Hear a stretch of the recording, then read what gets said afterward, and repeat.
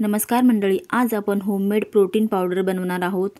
हल्ली आपण मेडिकल स्टोअरमधून विकत आणतो आणि ती खूप महाग मिळते। आपण घरच्या साहित्यात आणि कमी खर्चामध्ये घरच्या घरी तयार करू शकतो। सोपी सुद्धा पद्धत आहे आणि वेळ सुद्धा कमी लागतो।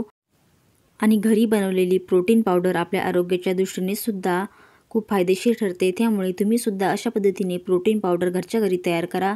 चला कशी बनवायची ते पाहूया। त्यासाठी घेतलेला आहे मखाने। सर्वात आधी आपण मखाने भाजून घेऊया। 1 वाटी मखाने घेतली आहे।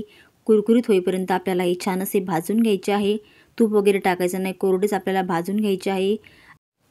हे कुरकुरीत झालेले आहे। आता आपण साईडला ठेवून देऊया आणि दुसऱ्या पॅनमध्ये आपण आता 1 वाटी बदाम, 1 वाटी अक्रोड आपल्याला सारखीच वाटी घ्यायची आहे। एक छोटी वाटी घेतलेली आहे मी।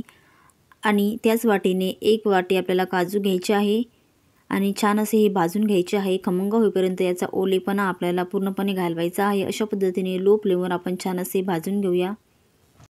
2 मिनिटे भाजल्यानंतर त्यामध्ये आपण अर्धी वाटी मगजबी टाकूया, त्याच वाटीने मोजून।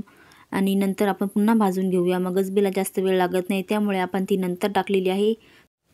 मिक्स करून घेऊया आणि एकाच मिनिटात आपली मगजबी भाजून तयार होते। आता हे सर्व साहित्य छान असं भाजलेलं आहे, तुम्ही पाहू शकता। आता आपण थंड होण्यासाठी एका डिशमध्ये काढून घेऊया। थंड झाल्यावरच आपल्याला हे बारीक करायचं आहे मिक्सरला। ज्या ताटामध्ये आपण मखाने काढले त्यामध्येच आपल्याला हे ड्रायफ्रूटसुद्धा टाकायचे आहे आणि छान असे थंड झालेले आहे, तुम्ही पाहू शकता। आता लगेच आपण मिक्सरला हे बारीक वाटून घेऊया। या प्रोटीन पावडरमुळे हाडे मजबूत होतात आणि सांधेदुखीचा त्रास असेल तो सुद्धा कमी होतो। आता अशा पद्धतीने मी बारीक अशी पावडर बनवलेली आहे, तुम्ही पाहू शकता। खूप छान आणि घरच्या घरी पावडर तुम्ही तयार करू शकता। मार्केटमधून विकत महागडी पावडर आणल्यापेक्षा सहज तुम्ही घरी बनवू शकता मंडळी। आता आपण एका डिशमध्ये काढून घेऊया। आता तुम्ही हवाबंद डब्यामध्ये ही भरून ठेवू शकता आणि केव्हाही वापरू शकता। तुम्हाला आवडत असेल तर तुम्ही यामध्ये थोडीशी खडीसाखर सुद्धा ॲड करू शकता किंवा दुधामध्ये जेव्हा आपण 1 चमचा टाकली त्यानंतर सुद्धा थोडीशी साखर ॲड करू शकता। मंडळी, तुम्ही चॅनलवर पहिल्यांदा आलात तर चॅनलला सबस्क्राईब करा आणि त्या शेजारचं बेल आयकॉन दाबून ऑलवर क्लिक करून ठेवा, म्हणजे जेव्हा मी रेसिपी टाकेल तुमच्यापर्यंत अपडेट येईल।